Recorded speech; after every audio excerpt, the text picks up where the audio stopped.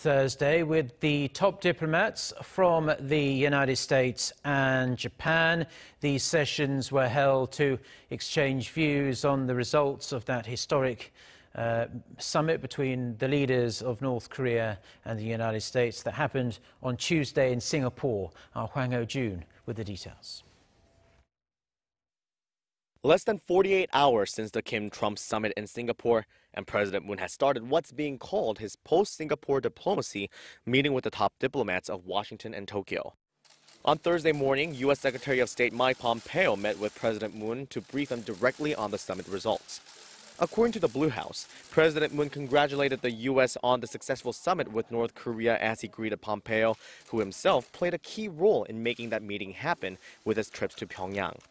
He noted that there are mixed evaluations of the joint agreement signed between President Trump and Kim Jong-un, but said the doubters are out of touch with popular sentiment, referring to the ruling party's landslide win on Tuesday's local election. He called the joint agreement, quote, a great historic achievement. 미국, 일본, 한국인들을 비롯한 전 세계인들로 하여금 전쟁 위협, 또 핵위협, 그리고 또 장거리 미사일의 위협에서 벗어날 수 있게 했다.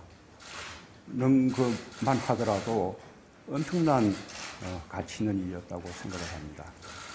Pompeo in return said the Singapore summit was a huge first step and that Seoul and Washington need to closely cooperate to bring about better results in the future and ultimately establish lasting peace on the Korean peninsula.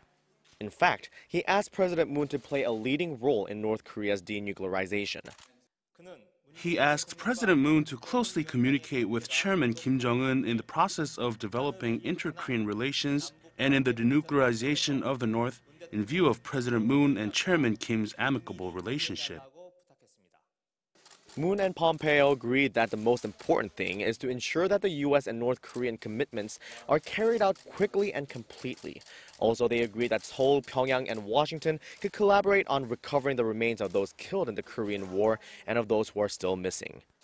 On Thursday afternoon, President Moon Jae-in met with Japanese Foreign Minister Taro Kono. According to the Blue House, the South Korean leaders shared detailed results of the two inter-Korean summits and the Pyongyang-Washington summit. They discussed how to go about negotiations with Pyongyang post-Singapore through close cooperation between South Korea, Japan, and the U.S. President Moon wanted not only to go over the outcomes of the historic dialogue in Singapore, but also to seek future-oriented bilateral cooperation with South Korea's neighbors and to make sure the declaration made by President Trump and Kim Jong-un becomes a turning point in the establishment of lasting peace.